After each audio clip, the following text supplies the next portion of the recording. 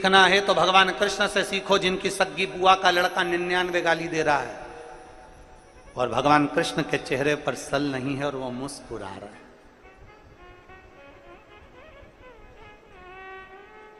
केवल भगवान कृष्ण का जन्म उत्सव मनाना ही मूल नहीं है, भगवान कृष्ण की लीला को, भगवान कृष्ण ने जो गीता में कहा उन शब्दों को, भगवान कृष्ण ने जो ज्ञान दिया उन ज्ञान को अपने भीतर उतारना है।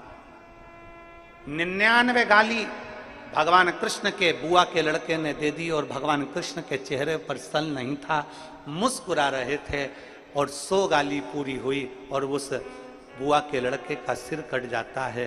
भगवान कृष्ण की कथा कहती है, दुनिया के लोगों को गालियां देने दो, ताने कसने दो, अपशब्द कहने दो, तुम अपने चेहरे की स्माइल खत्म मत होने देना। जैसे मेरी बुआ के लड़के का सिर कटा, एक दिन उसका भी कट जाएगा। बकने दो, अपशब्द करा कहने दो, ताना दे रहा देने दो, गाली दे रहा देने दो। हम पहले भी कहते आए, आग लगे बस्ती में, जरा जम के बोलो, आग लगे बस्ती में, अपन रहो मस्ती में, क्या किसको रोइए और चादर तान के सोइए। क्या करना आपने?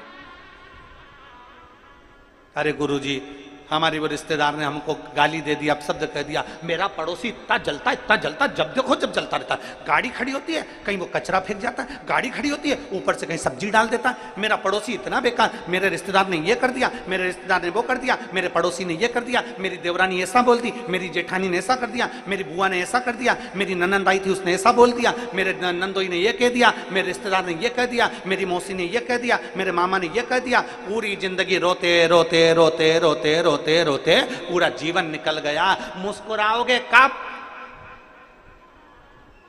कितना भी दुख हो, ननंद ताने दे रही है, नंदोई ताने दे रहा है, देवरानी ताने दे रही है, जेठानी ताने दे रही है, सास ताने दे रही है, रिश्तेदार ताने दे रहे हैं, अपशब्द कर रहे हैं, गाली दे रहे हैं, देने दो। तुम तो अपनी मस्ती में जियो, अपना टाइम क्यों बर्बाद करते हो? जितना तुम्हें ताने दिए जाए उतनी जोरदार खजूर की चोटी बना के पीछे जूड़ा बांध के चकाचक चलो। जितना ताना मिले, जितना मिले।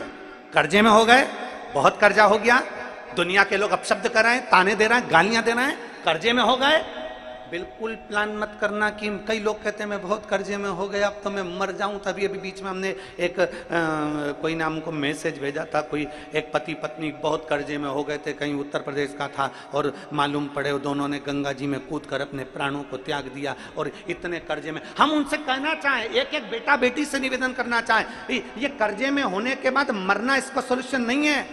कर्जे में हो गए ना, कर्जा किसने करा? तुमने। चुकाओगे कौन? तुम। तो थोड़ी मेहनत ज्यादा करिए, परिश्रम ज्यादा करिए और बाबा पर भरोसा ज्यादा करिए। एक ना एक दिन वो कर्जा चूकेगा और तुम आनंद से अपनी जिंदगी जिए। क्यों? मैं बड़ी दुखी हो गई, अब मैं मर जाऊं तो अच्छा। क्यों मरना? मेरे घर के लोग बहुत अपशब्द कहते हैं, गुरुजी मैं बहुत तकलीफ में हूं। हम कह रहे हैं वो अपशब्द कर रहे हैं तो तू तकलीफ में क्यों है? वो जितनी गाली दे तू उतना जोरदार पराठा बना के खा आलू का। और हमारे महाराष्ट्र में तो पूरण पोली बनती है, और वो भी आमठी के साथ। और महाराष्ट्र के लोग जैसा दुनिया में कोई नहीं हो सकता, ये समय समय पर मिर्ची का ठेसा भी बना देते हैं। और तू अभी से घबरा रही है? घबरा रही है तू?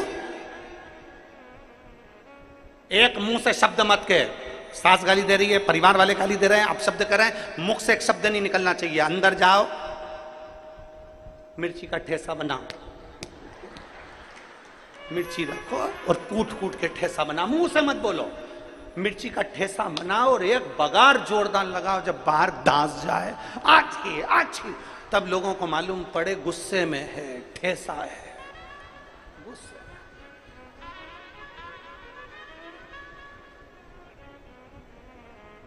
क्यों? किस लिए? हम अपनी जिंदगी क्यों समाप्त करें? कई लोग कह देते हैं मेरे को उसने ऐसा बोल दिया मैं तो मर जाऊंगा। काय को मरे? छाती पे मूंग डालो। क्यों मरे? अलमस्त जिंदगी जियो, सारी समस्या का हल एक लोटा जल।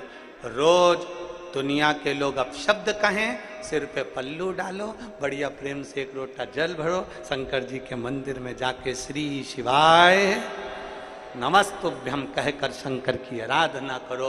पर कभी ये विचार नहीं करना कि अब मेरी जिंदगी बेकार हो गई, जिंदगी बेकार हो गई, जिंदगी बेकार हो गई। बार बार सोचोगे, मुख से सरस्वती एक बार निकलती है और मालूम पड़े वो जिंदगी बेकार ही हो जाए। अच्छा विचार करो, अच्छा सोचिए, अच्छा सोचिए। एक पत्र है,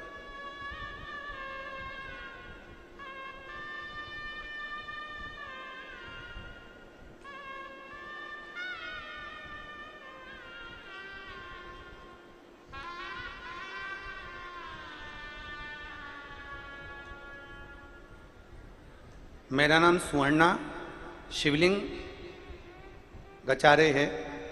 मैं पल्ली बैजनाथ की रहने वाली हूँ। मेरा नाम स्वर्णा शिवलिंग गचारे। कहीं बैठी हो तो हाथ हिलाइएगा, ठीक है। बच्चा आया है साथ में,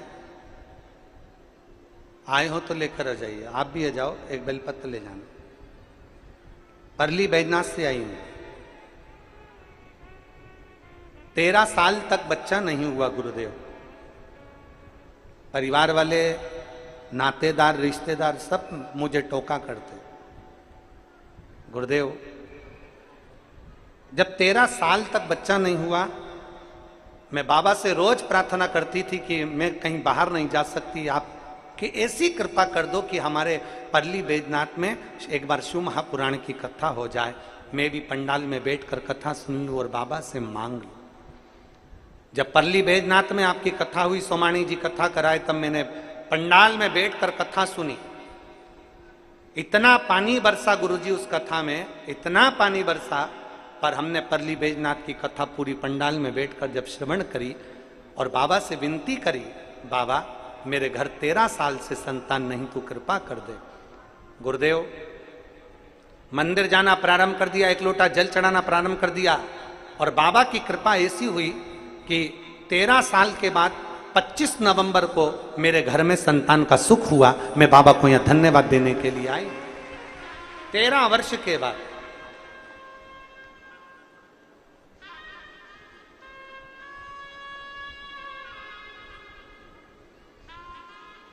गुरुजी, आप कहते हो ना कि कथा में आओ, पंडाल में आओ तो सेवा करो। मैंने परली बैजनाथ की कथा भी सुनी और वहां पर भोजनशाला में जहां भोजन बनता था वहां जाकर रोटी भी बनाई, सब्जी भी बनाई, सब्जी काटी भी और खूब सेवा करी। मुझे लगता है, आप कहते हो कि सेवा का फल बाबा देता है, तो मुझे लगता है कि मेरे बाबा ने जो मैंने सेवा करी थी उसका फल मुझे 13 साल बाद प्रदान कर दिया। मैं बाबा को नमन करती हूँ, बाबा को प्रणाम करती हूँ। एक विश्वास, एक भक्ति, एक दृढ़ता हमारे भीतर हो।